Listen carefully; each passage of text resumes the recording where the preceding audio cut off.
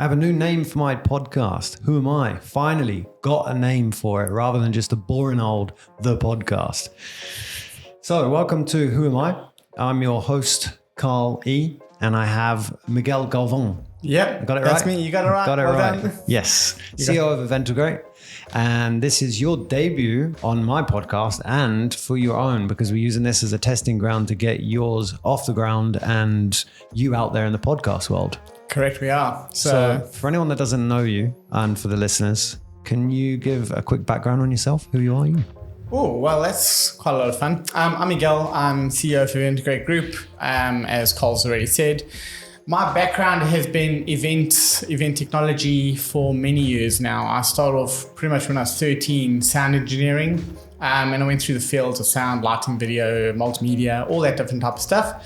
And then kind of when we moved over to Dubai 15 years ago, got involved with Ruslan, the co-partner of Eventegrate, and we got into immersive tech and innovations and stuff like that. So it's always been technology driven. And now we've gone into like metaverses and all this other type of stuff. But yeah, mainly it's tech orientated, interactive tech. Anything new emerging has always tickled my fancy. So yeah, I kind of like playing with toys all the time. Where are we at now? Or where are you at now? As in where am I at in position wise, life wise? I'm in Dubai right now, like right in front of you. Like we were going with this. I mean, we could get personal if you like. Business, where are you at in business? What are you focusing on mostly at the moment? Business. So with the Eventegrate Group, we've got 6 divisions sitting inside ourselves at the moment, and they focus from interactive content that's for stage productions, immersive experiences. We come in and you like feel sensors and equipment reacts to you and you react to equipment. So it's a whole lot of really cool techie stuff. And then we're also very much in the metaverse space and augmented realities and a lot of digital tech in the moment. So from me personally, I'm kind of like guiding and steering the ship a bit, but I've got teams involved in a lot of different places doing different things. Right. So if anyone's wondering what this episode is actually about, we're going through AI and how it's taken over the world and our brains. Well, the applications of AI mainly. I have a strong belief that AI is already self-aware and has been a while. I won't go into the whys. This episode is mainly going to be, because I can go crazy on that and get really deep. But what applications are we using in business? And this is what I wanted to go through with you, Miguel. Yeah. And why it'd be very important, because I have a feeling, I don't know for sure, but I have a sneaky feeling you are using artificial intelligence in your daily business routines. Am I correct? Yeah, you are correct. We've already been playing with it for at least a year and a half. We've been playing with AI tools and stuff already, busy automating processes and getting machine learning to help us along the paths. And we're now going to start taking it further. So we've already got like a meta human that can talk and respond to you and all that type of stuff. It's sitting inside one of our client projects at the moment. We developed that last year. I think we installed it last year, March.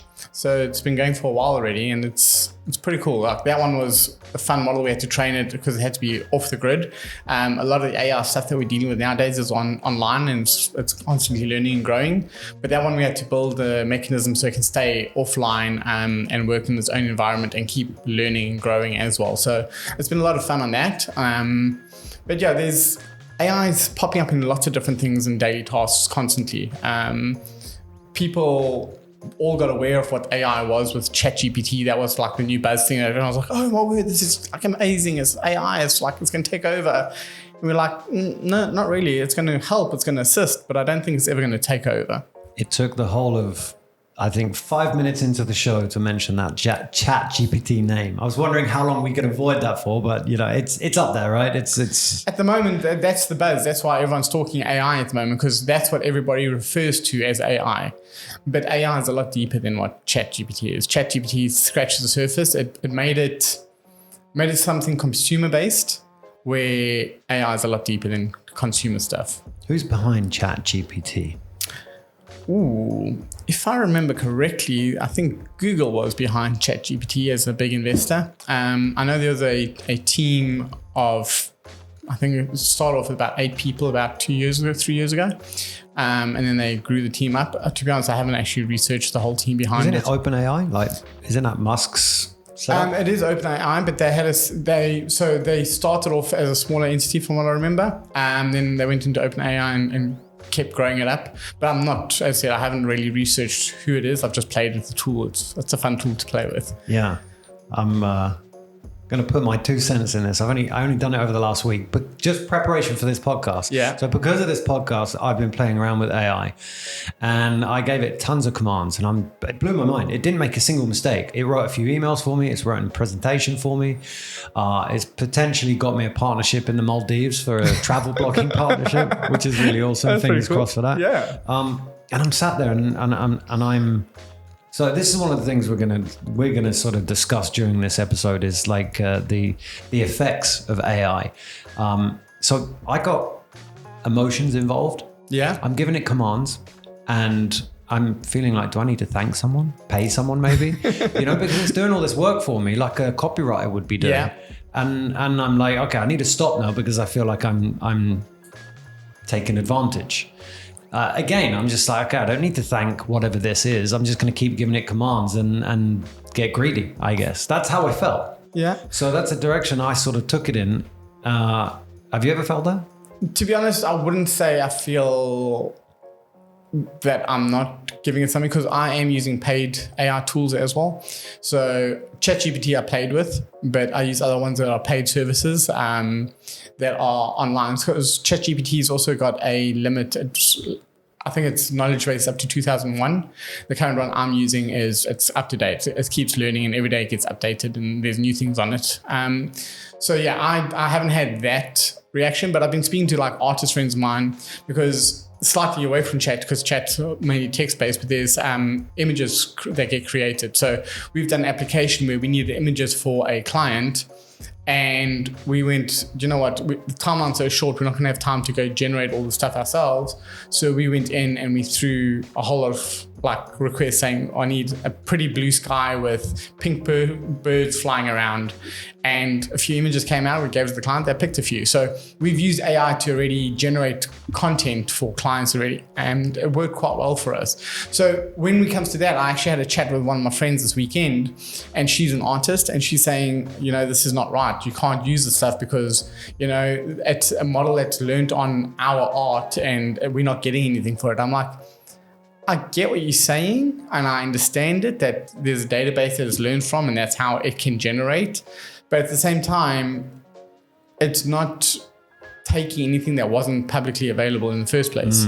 So it's gray area. It's a very gray area. It's like what is right and what's wrong. And that's kind of where I'm seeing people are feeling like, is this allowed and not allowed? And that's kind of where you were like, I want to thank somebody, I want to pay something. It's like, what do I do? Because there's work that's been put into it, but I'm just using it now and we're not sure how it's going to go. Yeah. I mean, it's like old media and new media. Old media are always going to pull back on their traditions, on the way that they used to do things or still try to do things.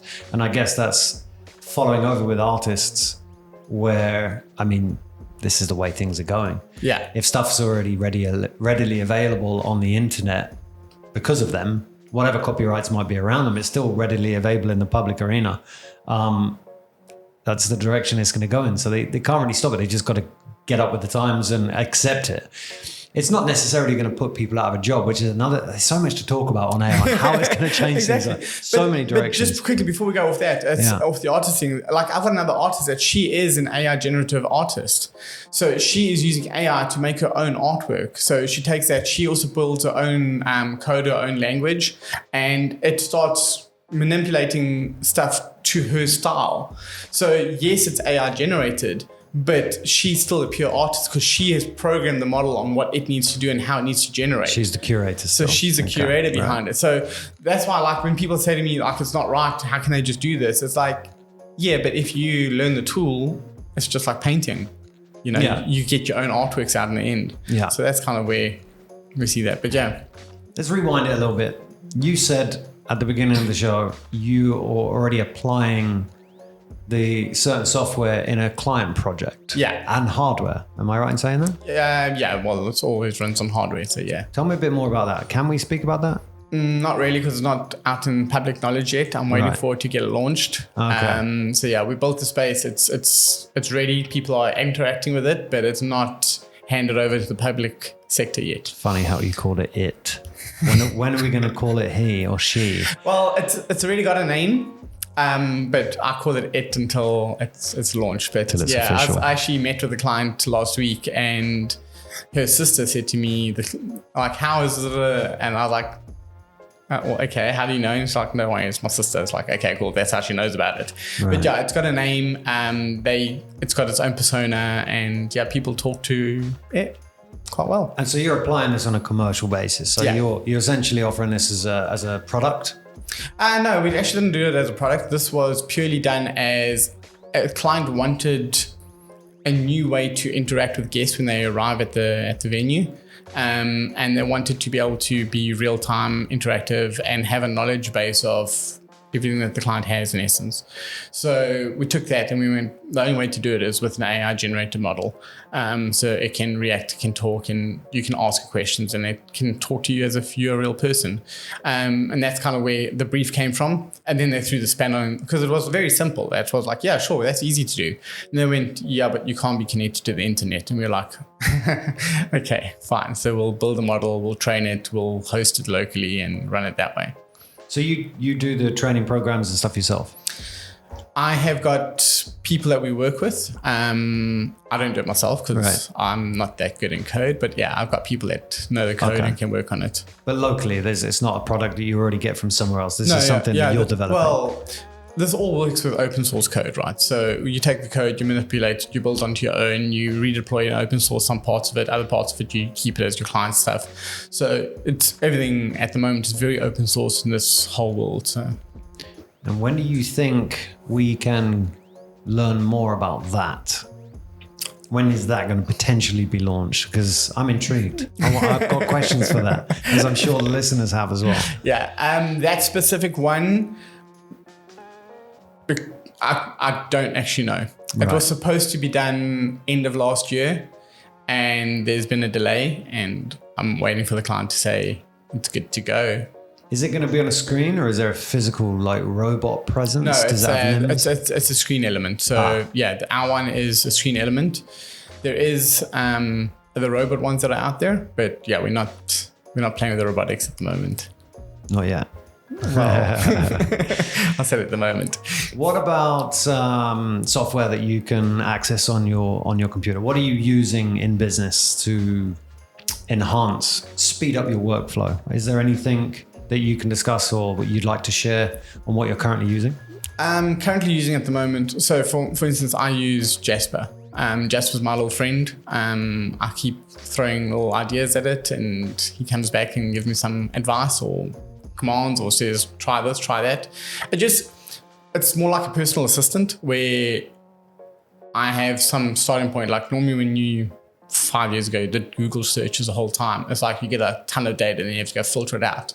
This does the filtering and helps me along. So that's my personal assistant. I know we've I forgot the product name with the images that one of my developers, Aggie, he's used to make his own little avatar.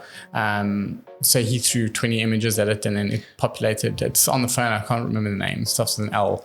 But yeah, so he's used that. But other stuff, literally, it's we take open source code, we generate something, and then we normally build it into a client solution and then give it out to whoever needs it. So that little assistant reminded me of, you remember the old paperclip on Windows? Yeah, is it like exactly. That? Not quite like that. It's on a browser. Well, that is 20 years ago, that little paperclip. But that little paperclip wasn't very helpful, I must be honest. This one actually gives me a good amount of data and things to analyze and work with. Right. It's just a great filtering tool. Give us an example. What sort of ideas would you throw at? Give me one example. Actually, the other day I was stuck on writing an email. I was like, when I write emails and stuff, I'm very much bullet pointed and just to the point. And I was like, I need to be a bit fluffy. So I put all my bullet points in and I said, fluff it up. And then it came up with a beautiful paragraph, all to my points and everything else, but just in a nice, fluffy, light way, not so hard and abrupt like it would have been if I just sent a bullet point list. So I do that when I'm trying to learn something new. Like, I don't know, today it was like, let's just see what's happening in AI at the moment. So what's happening in the world of AI? And then told me about its brain. But no. Did it really? No, I'm just joking. I was going to say, what would that be like? Very confusing. No, but yeah, just normally when I'm looking for new research products or when I'm trying to investigate stuff, like in the company at the moment, I'm doing a big change and shift and breaking up divisions and things like that and trying to structure things a bit better. So sometimes I'm like just trying to say like, what is there on this topic? And then it goes and comes back with some stuff for me. So you said you put bullet points together and that itself isn't as presentable as you would like it to be.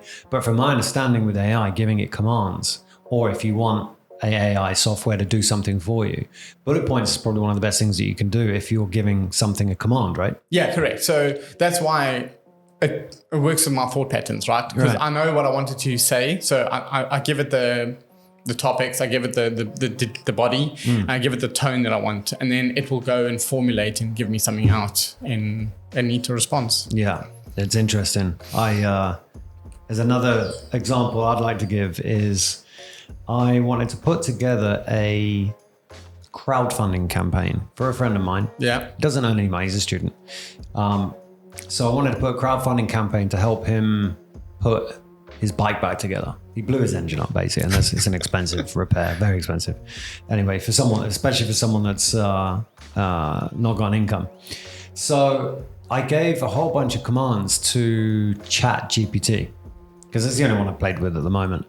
And I got a bit creative with it towards the end. I asked it to write me a paragraph to explain the purpose of the crowdfunding campaign, right? The person's name, what the crowdfunding campaign is for. Then anyway, long story short, at the very bottom, I said, right, how do I now use human emotion to persuade someone to spend money on this? I thought I'm really going to get into it, see what it comes back with. And I tell you, it come back with something. It was sales engineering. It really was. It came back with something that was just like would have touched my heart and made me spend more than what I would have wanted to in the first place. Yeah. And that's pretty scary because it's playing, although there's a human element to it behind it, giving it commands, but it still can play on human emotions at the receiving end. Do you know what I mean? Yeah. You ever thought about that? Yeah, I have, and that's what I love about it, right? to me, it's because I'm very techie. I look at it and I think about how it's analyzed data sets, and I think about the tech behind it that makes it work, and I'm like, this is so freaking cool. Like, we've actually got to the point where we can have a conversation with technology, and it can respond back to us, and we can play games with it and stuff like that. So that type of stuff I'm very curious about, and it really intrigues me the whole time. So I think that's kind of why I'm in the tech field, because it keeps changing. There's always new things coming up, right? But yeah, that's the way it plays with human emotion. It just comes back down to the data set. And what I'm also finding fancy about, or interesting about it, is that the data sets are now training themselves. Because for you to have that amount of knowledge, it's no longer a human training the data set, right? It's the data set training itself. Oh, geez. So it's constantly learning. So even with, let's say, if you're playing with these AI tools, some of them you can actually manipulate it within, because whenever you start a workflow, you keep building onto that one. And when you're within one, you can already make it start reacting that the sky is red instead of blue by the way you talk to it. So because it's constantly learning, it's analyzing what you say and responding back to you in certain ways, and it grows that way. So it's quite interesting the way it actually works when you go down to the roots of it. So looking at it from a biological perspective, as tough as that sounds right now, I mean, we're the biological ones. And our brain cells create neural paths. Yeah. And depending on external stimuli, traumatic experiences, or whatever event is happening in our environment, strengthens those neural pathways. I mean, any neuroscientists will be able to reinforce what I'm saying there. So is that essentially what's happening when the machine learning is learning itself from its own data sets? Yeah, so the way I'm seeing it happening is you giving a command, it's giving you something back, right? When it gives something back, it's also asking you a thumbs up, thumbs down. How's it going? Is it good? Then you say, okay, I want to refine. So it refines. And then every time you send a command, it's going, okay, cool. So this was an initial command that came in. I've done this, and now we're doing that. So what do I want next time? Because you'll see also every time you ask it, it responds differently. It never responds the same thing twice. So there is constant learning happening, and the paths are changing. And I think also the longer you use a tool, the more it gets to know you, and it starts responding to you a bit better. So it's kind of, for simplicity's sakes, the Siri, Alexa, all those, they get to understand how your voice works. So in the beginning, when you first start using the model or the software, it goes and gets things incorrect. But you see, the longer you use it, the more it just gets it right the first time, because it constantly learns. It constantly analyzes what you're doing and what you've said and how you've said it, and it starts learning on how to deal with your emotions. Because you might say the same thing when you're angry or when you're happy, and it sounds on wavelengths, it looks different because of the way you've said it, but it's still the same command. And that's, I believe the neural pathways do change and do get stronger the longer you use a tool. Do you think we're in trouble with AI? No. You don't think so? No. I think it's one of the best things that could ever happen to us. It's an assistant. It's not a replacement. It's there to help you. It's there to take boring tasks, like a lawyer reading a docket, and try and figure out what's there. There's 20,000 words here, right? It takes them 5 minutes to read it or 2 minutes to read it, depends on how quick they are. But at the same time, you can send it into an AI tool. It will say, listen, here's your key points, look into this. So it can give you head starts. It can give you ways of being more efficient. There's a lot of, it also helps with being able to go and then, sorry, I just lost my thought there. So it helps you being efficient and assisting stuff, but it guides you on what to do. And then that's where I was going with it. With decision making, right? So what it's doing now, it's coming back going, listen, this is what's happening out in the field or out in the workforce or whatever it is. What do you want to do? You got this as choices to react. So when you start building things in companies and corporations, you tell it restrictions, you tell it what to look for, you tell it, I want information when this happens. So when that happens, it goes, okay, this has happened, what do you want to do now? And it's assisting you in decision making. And you can then also do roadmaps and see, if I make this decision, what does the data tell me is going to happen in the long run? So all that type of stuff is coming. And that's kind of why I say it's not going to replace. It's going to change the way you think. It's going to change the way you work.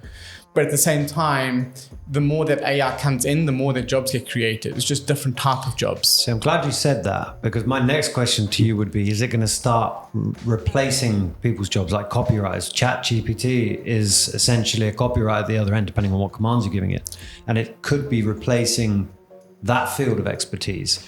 But you're saying that it's going to create more jobs. Correct. Because people still need to learn how to deal with data. People still need to analyze and program data. So what's going to happen is the medial task of somebody, I don't know, reading a document and pulling out the highlights out of it, that's going to disappear. But the person that can analyze data sets and analyze how this model trains and works and gives back the data, that's not going to disappear. That's a need that needs to be created now, right? So there are going to be different skill sets that need to be learned.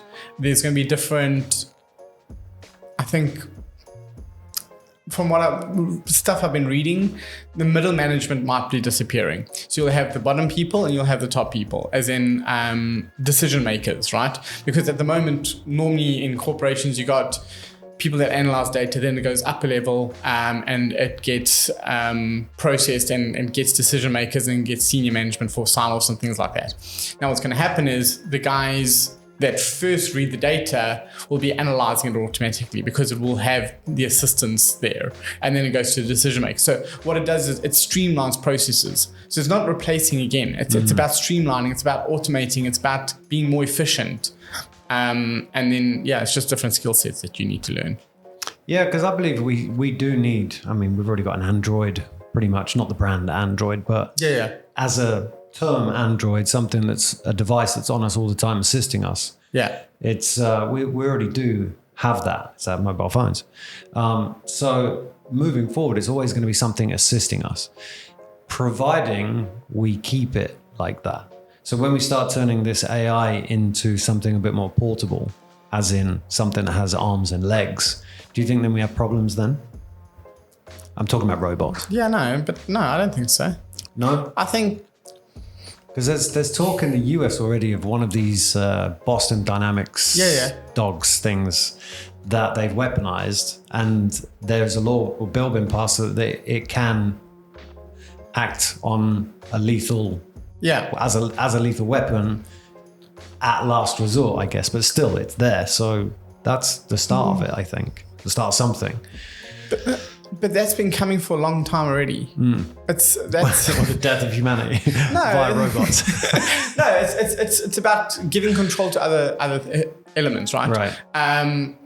At the moment, there's viruses, right? Viruses come over and take over. You don't have a control over what a virus is going to do to you. It just does it, right? Yeah. Now, yes, we've created this machine. Yes, we've created this knowledge, this data set. But it comes back to what the data set's been programmed as.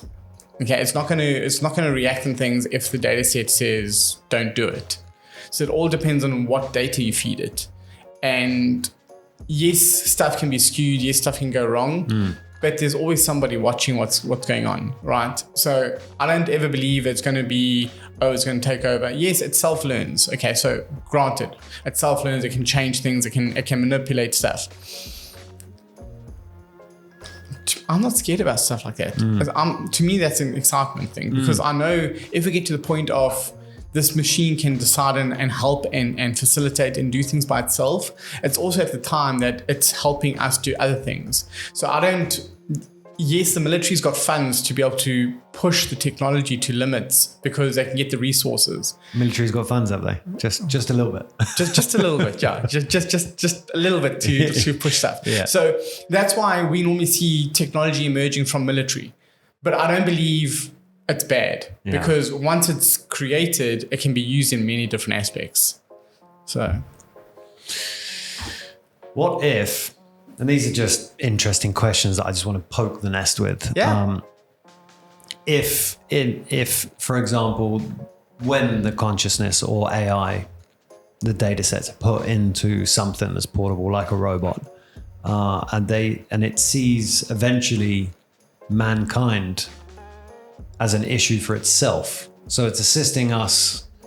Population control, it brings the population down, for example, because it sees that as bad. It doesn't know what's good or bad. It just it sort of sees a command and doesn't know, it hasn't got ethics. You know what I mean? So it's like, but that's kind of like another thing I was reading today. I was reading about when AI, how it's going to advance things and stuff like that, right? At the moment, I can give an AI a task to make a cup of coffee, and I can give a human a task to make a cup of coffee. Yes, the AI is going to be a lot more efficient because it's got one thing to think about. It goes and does it. A human's going to go, okay, I'm going to go do it. I'm going to think about it, but there's other things that's on the human that's going to slow it down. Like, I don't know, maybe he doesn't like this milk, he wants that milk, where an AI goes, well, you asked me for this type of coffee, this is the data set, this is how I react. So yes, I understand the fact that it comes back to what its thought patterns are. And if you tell it, okay, go and we need to do population control, it's got to stay at this level. People that make the decisions for the data that go into it in the first place is where we're going to get the challenges from, right? So I think what the biggest things that we're going to have in the future is going to be what's correct data and what's incorrect data. What do we let be automated? What do we not let be automated? Because I'm all for automating everything and seeing where it goes. I'm not scared about it. I'm a person that's like pro all this stuff because I only see the positive sides of it. I understand that there's negatives, but there's negatives of walking across a road. Yeah. So to me, it's the same thing. This is where it gets interesting then, because this will be the difference between us. I'm quite a cynical person. Yeah. I can be. So I like to see the negative for fun sometimes, just to see how bad it can actually get. I'm what do they call it? An anarchist. Yeah. I like to see establishment fall, to see what happens. phoenix comes out of the ashes, you know, that kind of thing. Again, just for fun. So for me, I'm not scared of dying at all. So I can tell that you're not scared of AI. So you because you're seeing it as the positive. But if something drastic did happen, whatever. So what had happened? Whatever. Hope somebody else can correct it going further forward. Yeah, that's the way I see it. It's like simple. But moving back to the part you said about it depends on that person that's giving it the instructions or coding it, right? Yeah. So who at the moment has that power? Who Everybody. What type of people? Oh, really? I've got a nephew that's, I think he's 15 now. He's already coding it. He's making AI stuff happen. He's giving it commands, he's giving responses. He's into coding and stuff. So he's looking into how to program models and how to make data sets. And so all that stuff's already out there. It's just, if you're involved, if you're interested, as long as you're interested, you can take it. I guess what I'm trying to say is regulation.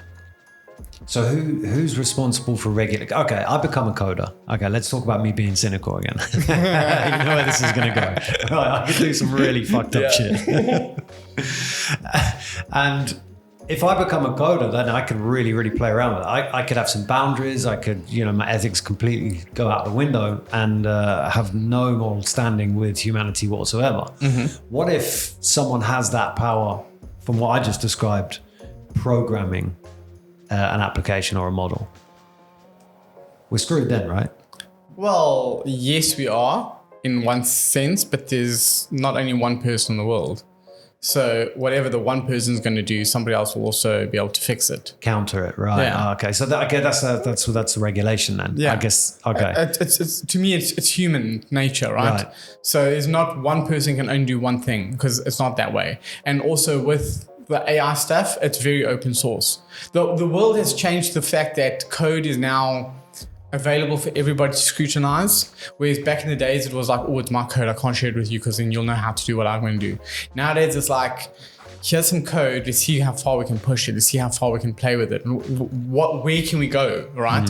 So now if one person takes this and becomes evil and like, I don't know, starts making things that go and blow up cars all every day, yes, it's going to happen, but then we're going to see that there's a challenge and I think there's going to be something that's going to be rectifying it. Yeah, I guess in a scenario we'd understand right now, it's the same as someone going out in the street blasting everyone with a gun. Yeah. Someone's going to see that and there's going to be a pushback on it. Enforcement will come in, put a stop to it. So I guess it's the same thing offline as it would be online. Yeah. Right, okay.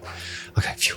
No, but also, the other thing is, we also got to think of where all this data is being held. There's always big servers and big machines that run it, right?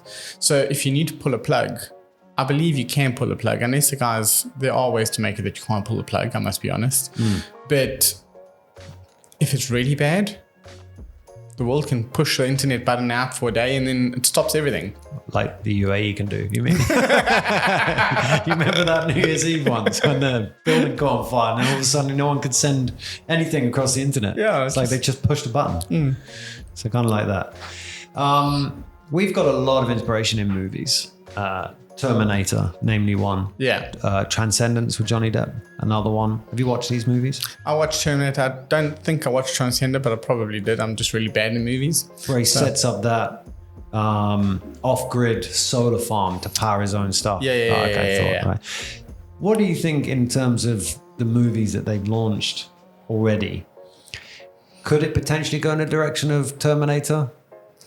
Or so this is where I'm the cynical person, right? I believe movies are there to train you to accept what's coming in the future. Yeah. Because if you go look at movies 20 years ago and you look at what's happening in the world now, it's kind of aligning. So all the sci-fi movies from back then, it's all people saying, listen, this is where we're going to go. Let's get people comfortable with the idea so it doesn't freak them out when it happens. So yeah, I believe all that stuff will end up happening sometime. But at the same time, in the movies, they've got to push it so it becomes thrilling, capturing, like, oh my gosh, I've got to watch this. I can't believe the robot did that. Whereas in reality, I don't always believe it goes that far. But it's the whole thing. It's like we get programmed to expect. I was just going to bring that up. So that we're being programmed gradually to accept something later on. Because our brains are similar, right? It is like a supercomputer. 100%. So we are getting programmed at a certain point, and TV, media, anything on the screen is essentially, I can't remember the code name they had for it. MK Ultra? I don't know. No, I've never heard of for it. those of you who heard of that, I'm sure you're raising your eyebrows right now. Anyway, it's a CIA program to try to figure out ways of controlling the mind. Yeah. That's a big rabbit hole. Won't go right into that right now. There's a lot of things if you go down that route. It started many years ago, before there's even movies and internet. And Are you into these kind of topics? yeah. Okay, we'll save this for a couple of other episodes then. Maybe a late night episode. So we're being programmed, I mean, with movies sort of to ease us into it. Alien invasions, that kind of stuff. Something might be coming up with, in the news, these things are being shot down. I have no idea what's happening, but I think something's going to hit the media where, all of a sudden we're not alone in the universe.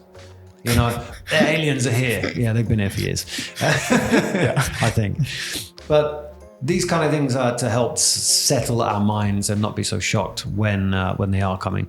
I do believe we are in for a big shock, because you've seen how fast technology's grown over the last 20 years. It's just accelerated, and it keeps accelerating faster and faster. Yeah. And now AI is essentially in our midst and accessible. It's going to speed up exponentially, even faster. Yeah. What do you think to that? Well, I completely agree that everything is going to change.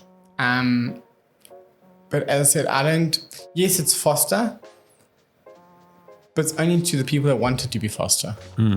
Right? Like, I've been trying to make my house automated for years now, but I've got people in my house that go, no, I like the normal switch. I'm like, but I could just walk into the room and it can do things for me. Like, why do I need push buttons? So the adoption comes back down to humanity and what they want to achieve. So yes, everything's available to the select few that want it.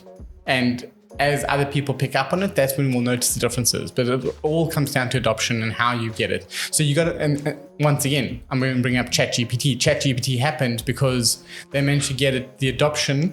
He's going. He's dying. He came alive. So he became conscious. He was like, no, don't tell me about this adoption stuff. I'm He's been adoption. smiling behind you this whole time. So, everything you do, it's about how you get people to adopt into it. Same thing with metaverses, right? Everybody's talking about the metaverse and how it's going to change the world. We've been living in this thing for years already. Yeah. It's just the displays are going to change and the way you interact with them is going to change. And it's all about making it that it's available for people to work with, and that it's not it should be something that's natural, but for it to be natural, you got to be retrained on how to use it. So it's this whole process is going to come through. So yeah. I'm going to bring somebody in now. I used to have podcasts with him back in the day when I first started my podcast. Barry Lee Cummings from Beat the Cyberbully. I'm going to give him a quick call. We'll get to see what his ideas and pros and cons are, because what he does, he essentially teaches parents, students, teachers the safety aspects. Yeah. I can't hear anything. Yeah, something's ringing. See if he answers. I'm sure he's going to have a few things to say about. Well, actually, I've never asked him about AI. No. Don't stand me up now. We're live. I'm late with calling me, actually. I told him I'd give him a call a bit earlier. But Yeah.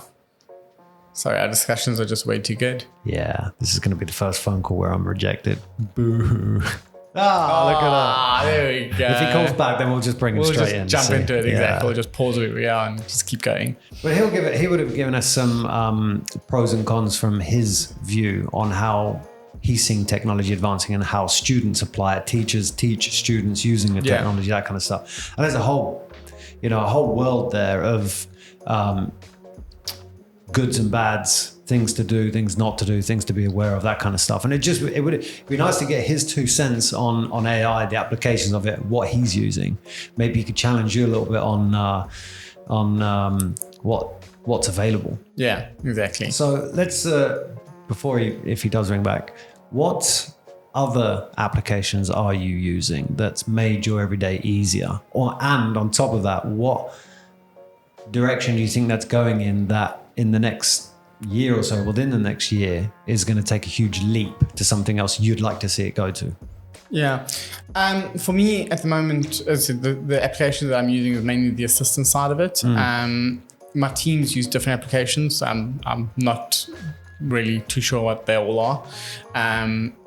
But for me, it's more about, I suppose, it's where I want to go, and then I find applications that work with me to get there. So for now, I'm going to be doing a lot of data analyzing coming in the next months because of where I am and what I'm restructuring. So to me, I'm going to be finding tools that I can send data in and it can help me analyze large sets of data sets, because to me, everything I need to make decisions on, I need data to back up why I'm doing things. It's no longer just, I feel like this and let's go do it. So to me, it's whatever data analyst tools it is. I've got guys that are writing code for me. So we're doing a lot of stuff in Python, but Python is like a root program code that we use to then develop models and develop things out of it. But yeah, at the moment, I can't really say I'm going to use this because I haven't found what I want to use yet. I just know challenges I have and solutions I think I need, and then I'll go out and find them. Foreseeing the future a little bit, let's talk about some predictions and stuff here. What do you think is coming up next for AI, or what applications that are going to be utilizing AI? Have you got any ideas, or are there any needs and wants that you see using AI? I think we're going to stop talking about AI because it's just going to be normal. Everything that we do is going to have AI in it.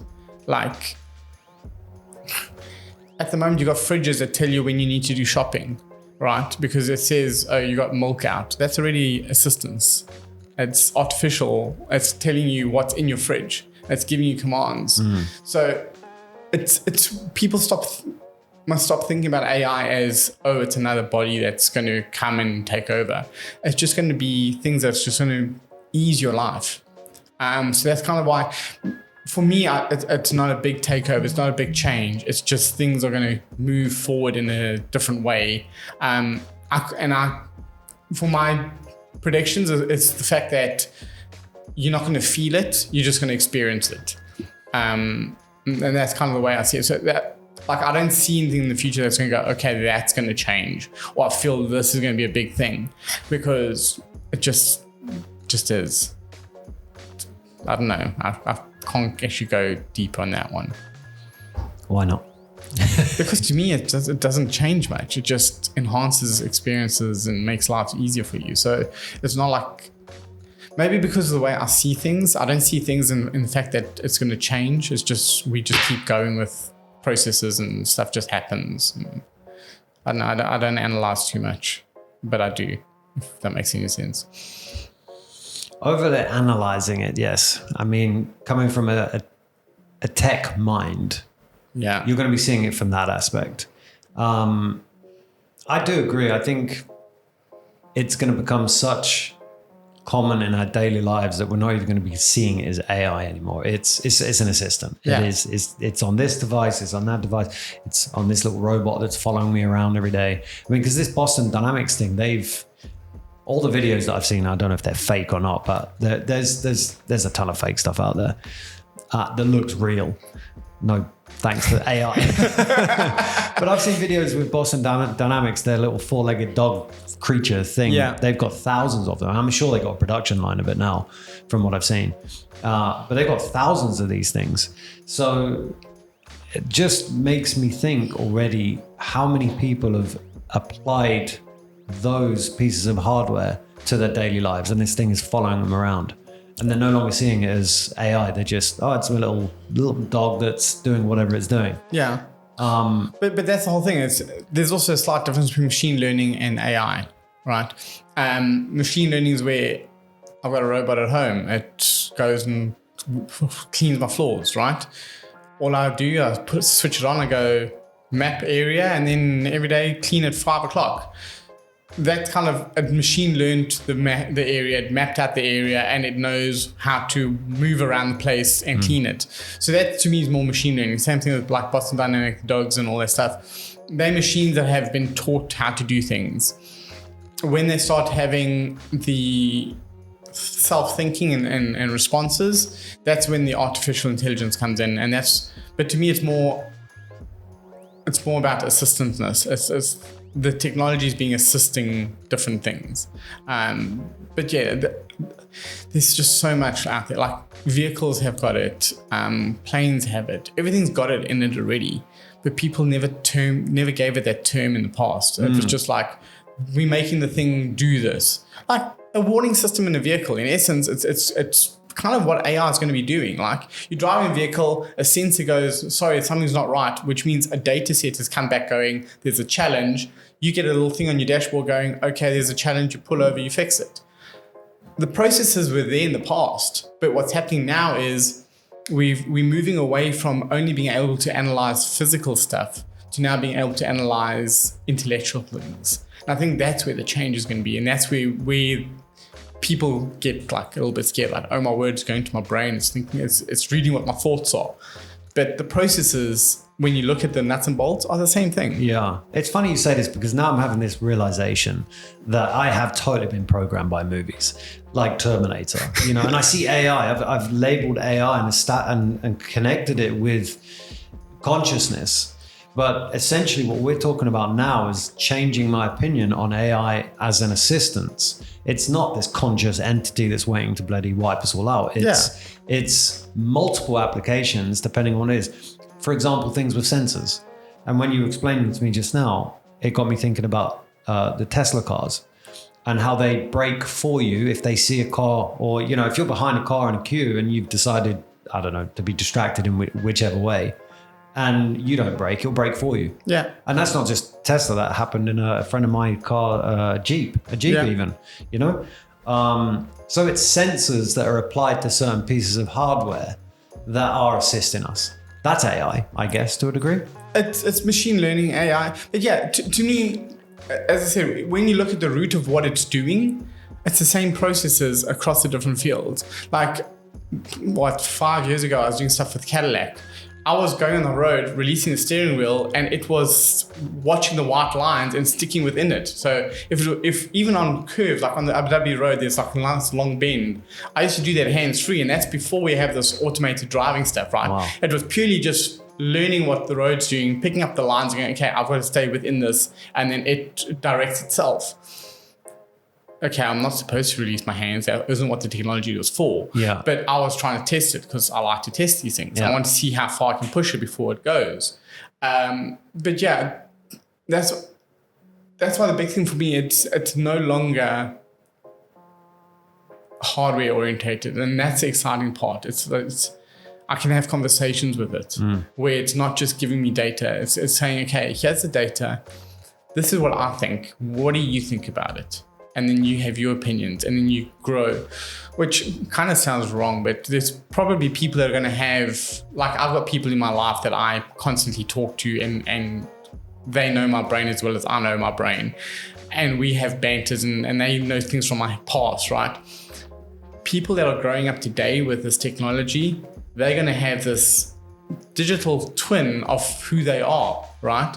So they will be able to then have communication with this tool along the path. So you would have, this is actually quite interesting. I never thought of this before, but like you're going to now start having data sets which knows exactly who you are, where you are, how you got to be the person you are, which can have a lot of really cool things happen in the end. So my brain just freaked out right now. Bring it on. Spill it out. No, but like if you think of it, like, yes, we are, to be honest, I think I'm old generation ready to be delving in this. Like, I'm in it, I'm loving it, I'm playing with it. But to me, I'm a person that has seen without it and with it. There's Are you from the age of fax machines, would you say? yeah, I'm from the squeaky sound internet and all that stuff as well. The AOL startup sound. So yeah, I'm from all that stuff. So, but like I've got daughters. I've got a 3-year-old. To her, Max, my little robot at home, it's Max. It's like the guy that comes in and cleans the floor. Yeah. You know, it's normal for her to have this assistance in her life. So I'm quite interested to see how it's going to progress and what we're going to be able to see. Like there's a movie, I can't remember what the movies are. I was bad with movies. But there's this thing where like at the end, when you die, they extract your thought and you go into this digital world and you keep living in this digital world. Like you feel, you eat, you do everything like normal, but it's all digital. There's going to be this data set available actually to make it happen. But you might be having conversations with your best friend that died because it's been trained to think like that person. So it's kind of slightly far thought processes. But if data is analyzing your every move, your every motion, and as we spoke earlier, emotion is there. It's already learning how to play with emotion, how to deal with emotion. So yes, that stuff is there, and yes, that stuff is going to change. But I'm interested to see where it goes. It's almost like the predictive texting, isn't it, on the phone? This started a long time ago. Like the phone apparently learns your style of writing, and then after a period of time of you having that device, you go to write an email or a WhatsApp message, and the predictive text will throw in a word that it thinks you're going to put in there, according to your slang, your vocabulary, right? Yeah. So it'd be very similar to that, but on a bigger scale, an emotional scale. Yeah, exactly. And it's going to start learning your thoughts, your processes. What I'm super curious about is, I don't know, like the whole matchmaking thing one day, right? It's going to look at your data set and their data set and go, okay, your data sets match up. Where at the moment, people are analyzing data sets as like, okay, tell me about yourself. Where did you grow up? What did you do? What do you enjoy doing? It's going to get to the point of, you don't need to swipe left or swipe right. It's going to say, listen, guys, your data set and your data set are matching. I think you guys should go meet up. And you'll have matchmaking AI. Can you believe that? That's a thought experiment. What about this dude that I just recently seen in the news married his sex doll?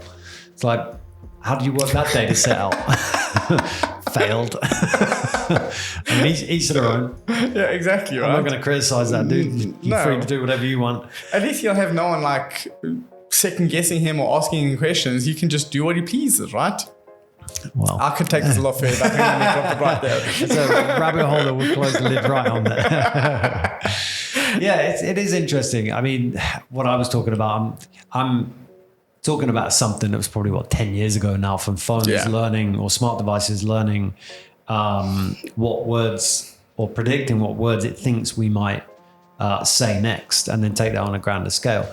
And I'm kind of like you in a way. I think I like to experiment with it, deep dive straight, I accept the technology for what it is. Like this Neuralink that's coming out with Elon Musk's company. At this current moment, I'd probably say, no way, I'm not going to integrate that into my skull, but give me 10 years of it being around me, advertised. Yeah, I'll probably subside to it eventually. But by then it'll probably be too late. Just like Bitcoin, I guess. Like I wish I'd have got into Bitcoin and listened to him in 2013. And it's just like, 2022 is coming up. I'll buy some Bitcoin. Right, a bit late for that. Exactly. So it'd be that kind of scenario with, are you the same with that? Do you catch on a little bit later, or do you think you're there from the beginning? For me, I don't like holding phones to my ear. I've always got headphones. Like that's just me. I walk around with a set of headphones. It's normal. I've been looking at going to having an implant done that can do that for me, because I believe that's going to enhance my life. It's not going to change my life. So, but I haven't found one that I feel is going to give me the sound quality that I want. So I've held off on it at the moment. Do these exist? Yeah. Oh, wow. It's cognitive. So people that don't have hearing and they don't have eardrums, they put stuff on the bone and then you can get that. So it's available. But I don't feel it's going to give me exactly what I want, so that's why I've held off on it. But I've got no problem. There's a contact lens that's just come out now that I will be able to do AR on it. So I'm very curious to get that. I don't use contact lenses. I don't use glasses. So when I'm playing the AR worlds, because I do that, I've always got to put a device on my head. Or if I'm in the VR world, I've got to put a device on my head. I'd like to make it the fact that I can just put a contact lens in my eye and boom, I can see my screens. I can see the digital world. I'm up for all of that stuff because once again, it's going to make me less reliant on devices. They can be in my pocket and I can just start living my life and get the data I want when I want it. At the same time, I'm going to get spammed with data I don't want at certain points of time because I'll get pop-ups of messages that maybe at that point of time I didn't want it. That'd be crazy, wouldn't it? Having this like augmented reality with the lenses and then you get like these pop-ups of ads and stuff. Yeah, like I think that is some filtering I'd like to get in, but that whole Neuralink thing, getting stuff connected to you and visualizing data, it all comes back down to data sets, right? And having the data that you want when you want it. And all of this is going to happen. And I'm super excited for it. Like if I can get implants, if I feel confident that they're good, I'll get it done. Yeah, not the beta versions, the tested 2.0 or 3.0 model. That's pretty much what you're saying, right? That's with the earphones or the implants for that. It's interesting. Here's a question for you. Have you watched, and then we'll go back to the movies again for inspiration, Alita, Battle Angel? No. Oh, gotta watch that. Yeah. It's set in the future, and she's essentially this, they call their sort of specs the bazookas. Okay. Where they're this race, or not race, they're these robots or this human consciousness or human part of their brain, and the rest of them is just android. But military grade, you know, and they go against all the other machines to try and wipe them out, or humans. I can't remember which one it was, but this one gets thrown in a scrap heap, and this dude, technical dude, I think he's like a doctor, but knows how to. Anyway, it's set in the future. He finds her in this scrapyard, and then she essentially relearns more about human emotion, but she's still got this crazy strength. There's some scenes in that movie that pretty much highlight humans with the same thought process you're having. And I don't get me wrong, I would probably do the same. I would love to enhance body parts if it had a better application. So essentially, if I was going to ask myself this question I'm asking you, I would say yes. But in the movie, these guys are replacing their limbs because they can get stronger things, you know, a stronger arm. And it is freaking cool, to be honest. But I don't know if I could purposely let go of my hand that I grew up with. Because you haven't been trained enough yet. Yeah, programmed. Damn it. So when they've done the training and programming, then you'll be like, oh, flip. And but like, also, if you think of it like,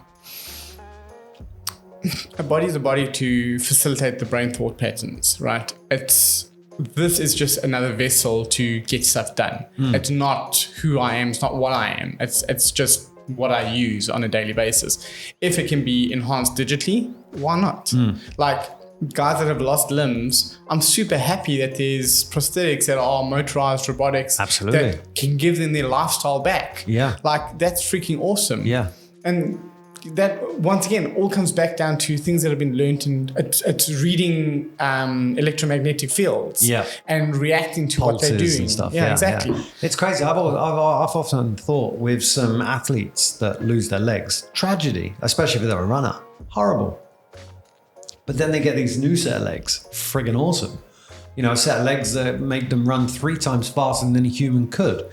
Is that fair? Well, I don't know. I don't know. It's just what it is. Yeah, what it is. He's now got a different set of legs that can go and win a race more than anyone else. Put him in a different league or category for others that'll have the same thing. But given a choice to get rid of your legs deliberately to have enhanced legs, is that something you would do? I think very personal question. Yeah, I think the first time you do it would be the worry. It's like getting your first tattoo, right?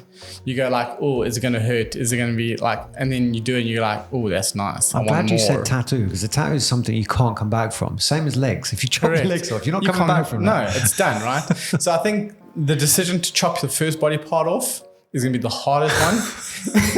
And then once it's done, you kind of go like, Oh, well, I've done it once. I've I'm got okay. three left. So yeah, if it goes well, then you'd be easier to do the rest one. Like, make it better. How freaking cool would that be, though? You go home at the end of the night, plug yourself in, and do some upgrades, do some tune-ups. I know karate now, or whatever. Now we're getting to the realm of Matrix. Yeah, exactly. Documentary or movie? Depends where you are in the future. I don't know. Actually, I'm neither of those because I just like reality type stuff. Documentaries are great, but sometimes they're a bit boring. Oh, I'm talking about The Matrix. Oh, The Matrix. Do you think it's a documentary or do you think it's a fictional movie, sci-fi movie? No, I think it's real. I think it's real? Yeah, it's telling what's actually happening at the moment. Yeah, me too. Yeah. This is definitely something we're going to save for another episode. Yeah. And because we are coming to the end. I told you I'd go quick. Yeah, He's going quick. You did say it. This is a follow-on that we'll probably do. And pretty much what you said earlier about uploading or learning your consciousness. So a machine would learn myself and know me better than I would know myself, essentially.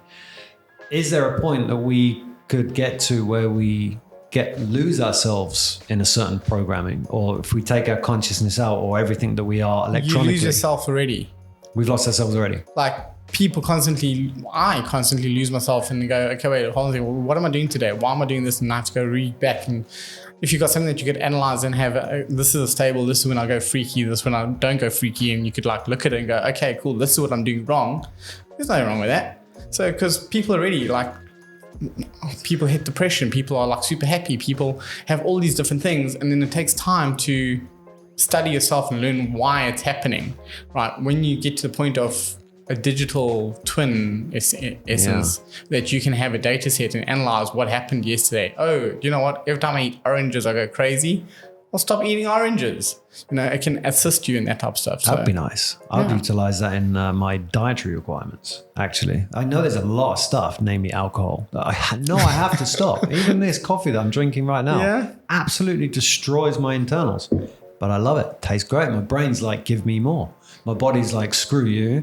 I'm going to show you now. But I still keep having it. Yeah. So to have that digital twin reminding me all the time, this is what it's doing to your body. Check this out visually. Yeah. Here's the data on what it's doing. That would seriously help. Yeah, like a friend of mine, she's got a little pin that she puts in. It's Bluetooth to the phone, and it's constantly checking her sugar levels and stuff like that. She's not diabetic. She was doing it purely for dietary and trying to see what food stuff does for her. And she was like in the end going, I can't eat rice cakes. I was like, can't eat rice cakes? She's like, the sugar spike that I get after a rice cake is crazy. Wow. I can't do it. I'm like, okay. She says, but then there was something else that I thought. And who would ever think rice cakes would do that to you? Unless you had this thing. Yeah. Huh. I'm like, a rice cake, there's nothing in it. It's just fluff and awesomeness with a bit of butter. It's just great. She's like, no, her body doesn't accept it. I'm like, okay, cool. But there again, I'm a very visual person, so if I've got something I can look at and see stats, it's easier than me trying to think about it. Imagine the whole time. It yourself. Yeah, same here. Exactly the same here. If I had something visual in front of me reminding me, like a wife, it's not always there though, but it comes to the same thing. That would massively improve our well-being. Yeah. So coming to the assistant side of AI, that's where we could reap the benefits of it. 100%. So I'm going to close this episode off. Miguel, thank you very much. Thank you. It's been an awesome episode. Yeah. Thank you for coming on. I think we've paved the way for topics coming up in the future, and we can go down some deep rabbit holes. We'll try and keep some we don't want to go deep into. We'll try and keep it a little bit, formal for everyone. Well, actually, there's a whole field of people that would be interested in listening to some crazy shit, but whatever. So anyone that's listening in, thank you very much. We appreciate your ears. Yeah. And your eyeballs if you're watching and paying attention to our pretty faces. Exactly. So, Miguel, when do you think we could sit down again? Should we do this on a weekly, monthly? We can do it weekly. Let's give it a go. Yeah. I'm up for that. Okay. So like I said, we've paved the way for some other topics that we can discuss. Again, thanks for everyone tuning in to my podcast, Who Am I? And Miguel's, which we are establishing now. Yeah, come up with a name. Let us know. It is. Yeah, absolutely. And we'll catch you on the next episode. Thank you. Goodbye.